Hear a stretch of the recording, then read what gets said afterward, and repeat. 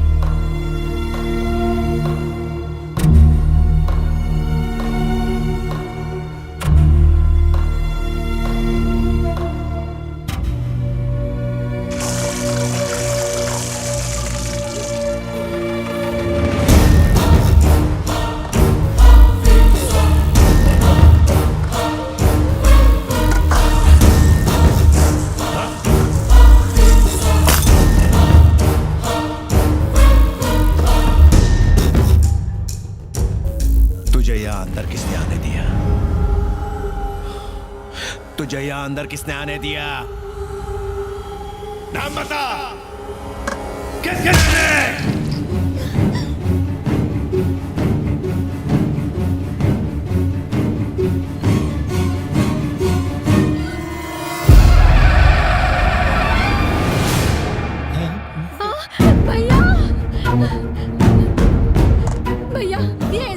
कर सकते, ऐसा कुछ नहीं कर सकते, मुझ पे विश्वास करो।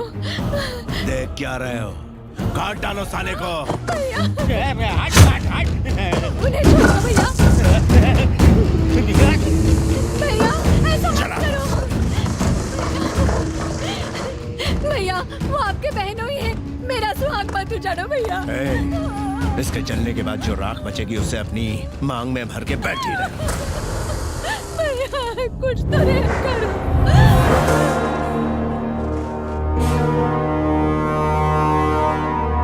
मणि, तुम जानते नहीं उसने क्या किया? घर के दरवाजे खोल के उसने दुश्मनों को अंदर घुसने दिया। अगर आज वो दरवाजा नहीं खोलता तो कल कोई दीवार तोड़ के अंदर आ जाता।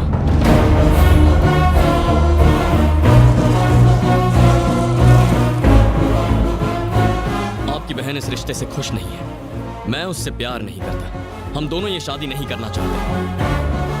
आपकी बहन ये कह नहीं सकती क्योंकि वो डरती है, और मैं कह नहीं सकता क्योंकि मैं मजबूर हूं। और इसीलिए इस सगाई को तोड़ने के लिए मैंने ही इन लोगों को अंदर आने दिया था। मैंने शर्त लगाई थी कि आपसे पेपर्स निकाल कर रहूंगा, इसीलिए मैं खामोश रहा।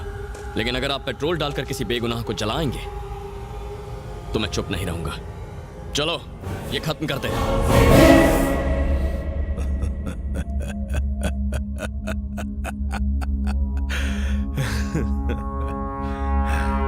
जिस खूंखार हैवान को मैंने अपनी बीवी से 20 साल तक छुपा के रखा था, तू उसे ललकार कर बाहर निकालना चाहता है। बेड़ियां टूटने के बाद क्या होगा ये देखना चाहता है।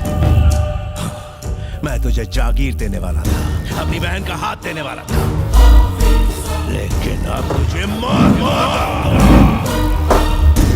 दो सवाल इंसान के मन में हमेशा उठते हैं, हम क्यों पैदा हुए, हम कब मरेंगे। पहले सवाल का जवाब ढूंढने की जरूरत नहीं, दूसरे का जवाब ढूंढने के बारे में हम सोचते नहीं। जिंदगी और मौत के संघर्ष में मेरा काउंटडाउन शुरू हो चुका था। 1 से 10 तक मैं अकेला खड़ा हूँ। मेरे पास 2 रास्ते हैं, मुझे जवाब देना है 3 लोगों को। 4 हफ्तों पहले मैंने एक चुनौती ली थी। 5000 लोगों से भरा एक गांव, एक गुंडा जिसके 600 सिपाही हैं और जो अपनी बहन की शादी उसकी मर्जी के खिलाफ मुझसे करना चाहता है। 8000 यार्ड की जमीन, हाथ में सिर्फ 9 मिनट का वक्त, 10 मीटर दूरी पर देवराज खड़ा है।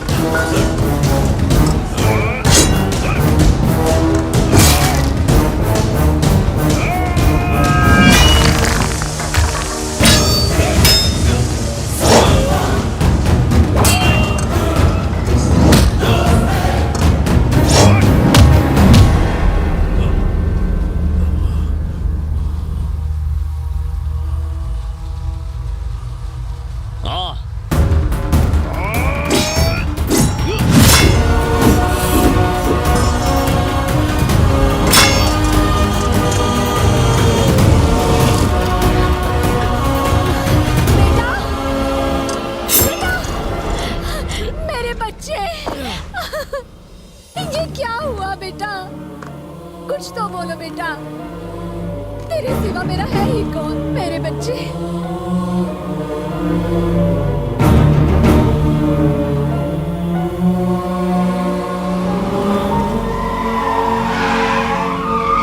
वानी, ये गलत रास्ता है। अरे ये जो रास्ता लेगी वही सही होगा।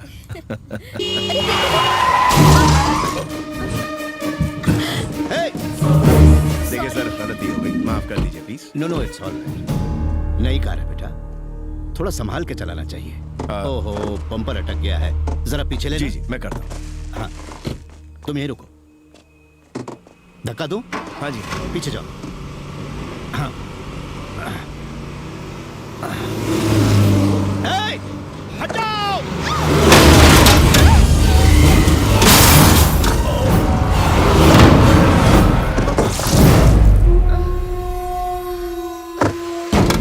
तुम लोग गाड़ी में बैठो और डालो जल्दी जल्दी, कोई बच के जाने ना पाए। लाशों के ढेर बिछा दो। जल्दी जल्दी गाड़ी में बैठो।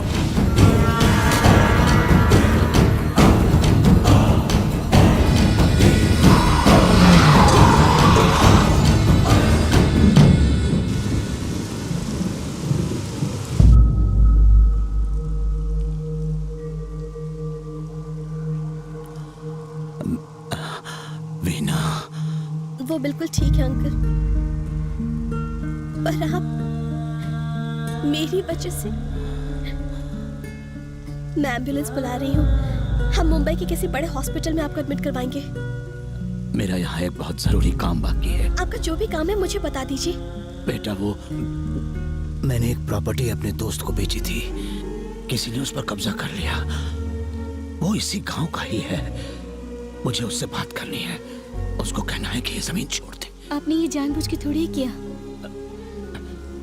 पता चलने पर कुछ नहीं किया तो ये चीटिंग होगी, और मैंने कभी किसी को धोखा नहीं दिया। मुझे ऐसा कुछ नहीं करना जिससे मेरे दोस्त को नुकसान हो। मुझे उससे बात करनी है। आपके साथ ये किसने किया है? आप बस नाम बता दीजिए, मेरे भैया यहाँ सब कुछ संभाल लेंगे।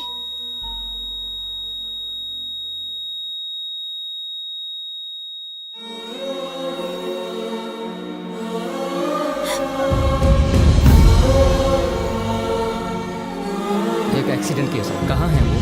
फोर्थ तरफ। मुझे उनका बयान लेना होगा। उनकी हालत बहुत खराब है। पुलिस अगर आपको ले गई दीदी तो दादा हमें जान से मार डालेंगे। जल्दी चलिए।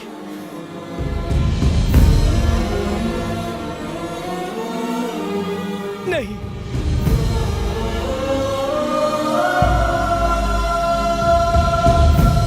तुम्हारे पापा मेरी वजह से मारे गए। अब मेरे लिए तुम जान मत देना। उस हादसे के बाद से हर रोज मैं ये बोझ अपने सीने पर लेकर जी रही हूँ। अब मैं और नहीं सह सकती हूँ। नहीं भैया, इसे छोड़ दो। देवराज, चाकू के वार से कहानी खत्म होती है। चाकू नीचे फेंक दो और एक नई कहानी शुरू करो।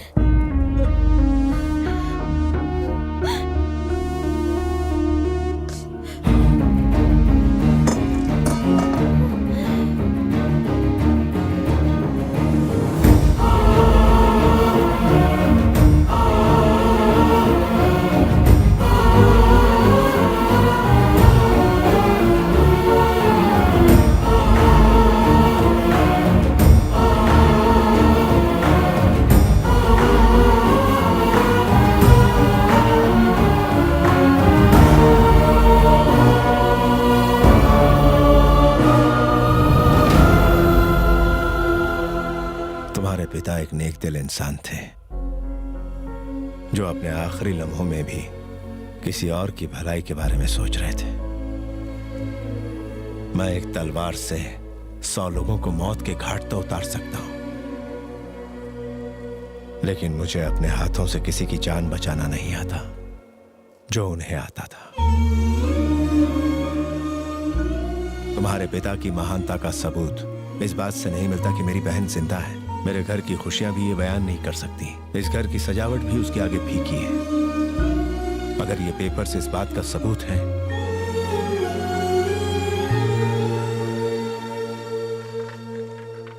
तो रख लो इसे।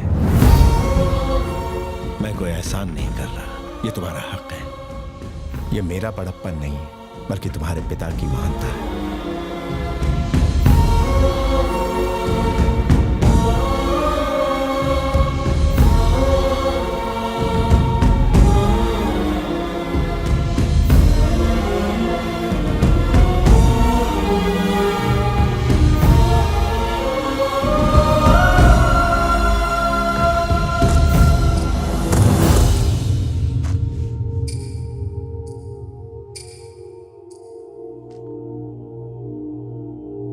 ठीक 12 बज रहे हैं। तुम्हारी मोहलत खत्म हुई।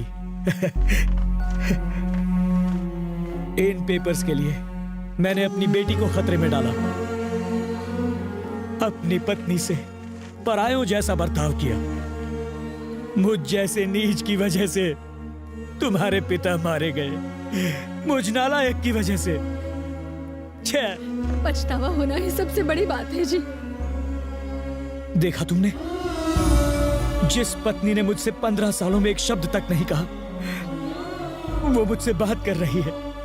ये सब तुम्हारे पिता की वजह से हुआ है। वो महान थे।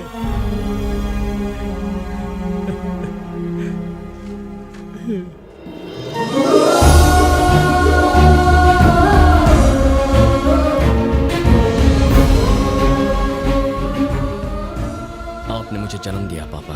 आपने उस लड़की को एक नई जिंदगी दी। जो आदमी आपसे नफरत करता था वो आज आपके गुण गा रहा है। आपने मेरा मिलन उस लड़की से कराया जो मुझे बहुत चाहती है। अगर हम दूसरों का भला करें तो हमारा अच्छा ही होगा।